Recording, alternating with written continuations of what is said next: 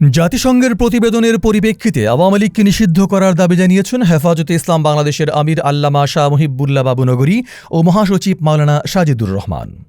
গণমাধ্যমে দেওয়া এক বিবৃতিতে হেফাজত নেতারা বলেন, জাতিসংঘের ফ্যাক্ট চেকিং মিশনের দীর্ঘ অনুসন্ধানী প্রতিবেদনে ফ্যাসিস্ট হাসিনা ও তার দোসরদের ভয়াবহ মানবতাবিরোধী অপরাধগুলো তথ্য প্রমাণসহ উঠে এসেছে।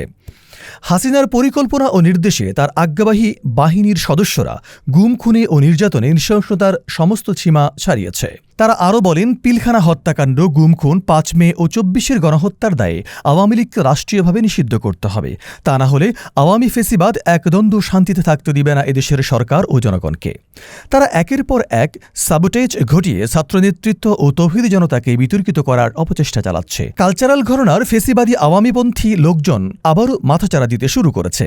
গণ অভ্যুত্থানের পক্ষগুলোর মধ্যে তারা বিভেদে বিভক্তি ছড়িয়ে দিতে তৎপর। তারা বলেন, ভারত এখনও শত্রু রাষ্ট্রের মতো আচরণ করছে।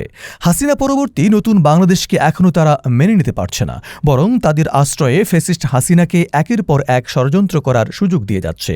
তাই গুম, খুন ও গণহত্যার দায়ে হাসিনার বিচারকার্য ত্বরান্বিত করতে হবে। সেই সাথে বিভিন্ন বাহিনীতে তার অনুগত চিহ্নিত দোসরদেরও দ্রুত বিচারের আওতায় নিয়ে আসতে হবে। তাহলেই গণ অভ্যুত্থানকারী ছাত্র জনতার জুলাই বিপ্লব সুরক্ষিত হবে বলে আমরা মনে করি।